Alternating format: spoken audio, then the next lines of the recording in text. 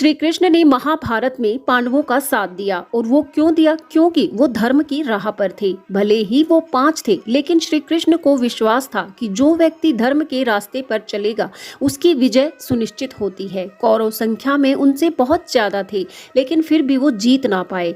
लेकिन कुछ लोग ये कहते हैं कि ये श्री कृष्ण की माया थी, उन्होंने छल के द्वारा पांडवों को विजय दिलवाई, लेकिन ये सही नहीं है। आइए जानते हैं श्री कृष्ण ने ऐसी कौन सी कूटनीति और राजनीति का प्रयोग किया जिसके बल पर पांडवों ने विजय प्राप्त की। हालांकि सब इसे छल का नाम देते हैं, लेकिन ये श्री कृष्ण की राजनीति और कूटनीति ही कही जाएगी। सबसे पहला छल यदि कहा जाए तो श्री कृष्ण द्वारा ये किया गया कि महाभारत युद्ध शुरू होने से पहले ही पांडवों के अनेकों शत्रुओं को मार दिया गया। फिर चाहे वो जरासंध वध हो, शिशुपाल वध हो, कंस वध हो, कीचक वध हो या फिर एकलव्य जैसे योद्धा को मरवा देना, ताकि आगे चलकर वो कौरवों का साथ ना दे पाएं और पांडवों के रास्ते में कोई मुश्किल खड़ी ना हो। उनका दूसरा छल ये माना जाता है कि उन्होंने अर्जुन के सबसे बड़े प्रतिद्वंदी कर्ण को पहले ही निहत्था कर दिया था। इंद्र भगवान ने कर्ण से उसके कवच और कुंडल इसीलिए मांगे थे ताकि वो निहत्था हो जाए, लेकिन बदले में उन्होंने उसे एक ऐसा अमोघ अस्त्र दिया था जिसका प्रयोग वो जिस व्यक्ति पर भी करेगा उसकी मृत्यु निश्चित थी। लेकिन यहाँ पर भी श्री कृष्ण ने अपनी माया के जरिए घटोत्कच को उसके आगे कर दिया। उसके द्वारा कौरवों की सेना में इतनी हड़बड़ी मचाई कि कौरव सोच समझ ही नहीं पाए और दुर्योधन के कहने पर कर्ण ने वो अमोघ अस्त्र अर्जुन पर प्रयोग कर दिया और उसकी जान बच पाई।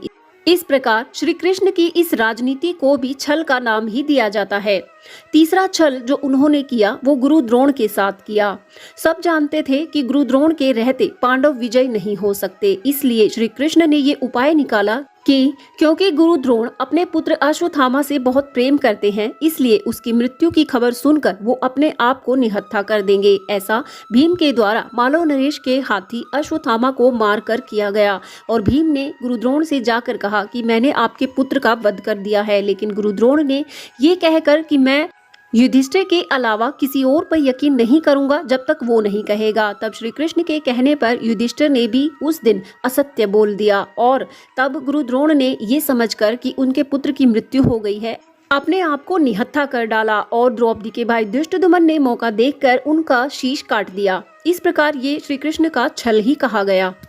श्री कृष्ण ने चौथा छल दुर्योधन के साथ किया। महाभारत युद्ध के अंत में जब दुर्योधन और भीम का युद्ध होने वाला था, उस समय उनकी मां गांधारी ने दुर्योधन से कहा कि तुम नग्न होकर आओ और मैं अपनी आंखों की पट्टी खोलकर तुम्हें ऐसी दिव्य शक्ति दूंगी जिससे तुम्हारा शरीर वज्र का बन जाएगा।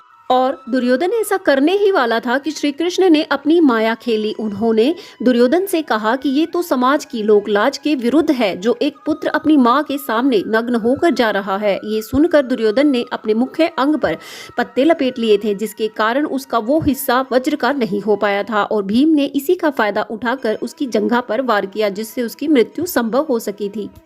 और तब दुर्योधन ने भी मृत्यु को प्राप्त होते होते श्री कृष्ण पर बहुत से आरोप लगाए थे और कहा था कि ये छल आपने मेरे साथ क्यों किया वासुदेव। तब श्री कृष्ण ने अनेकों तर्क देकर उसे आईना दिखाया था। श्री कृष्ण का पांचवा छल जो कहा जाता है कि उन्होंने ये छल कर्ण के साथ किया था। युद्ध के 17वें दिन जब अर्जुन और कर्ण का निर्णायक युद्ध होने वाला था, उसी दिन कर्ण के रथ का पहिया मिट्टी में धंस जाता है। वो अपने पहिए को निकालने में व्यस्त था। तभी श्री कृष्ण अर्जुन को इशारा करते हैं कि तीर चला दो, लेकिन अर्जुन मना करता है। लेकिन श्री कृष्ण अपनी बातों से अर्जुन को संतुष्ट कर देते हैं और अर्जुन तीर चला देता है और इस प्रकार कर्ण का वध होता है और उसके कवच और कुंडल तो वो पहले ही ले चुके थे। इस प्रकार कर्ण के साथ तो उन्होंने 2 बार छल किया।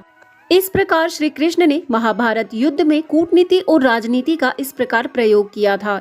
लेकिन कुछ लोगों के अनुसार उनका ये कार्य सही नहीं था, इसलिए उन्हें छलिया भी कहा जाता है। आपकी क्या राय है? आप क्या मानते हैं कि श्री कृष्ण ने छल का प्रयोग किया? क्या इन छल को किए बिना महाभारत युद्ध जीतना संभव नहीं था?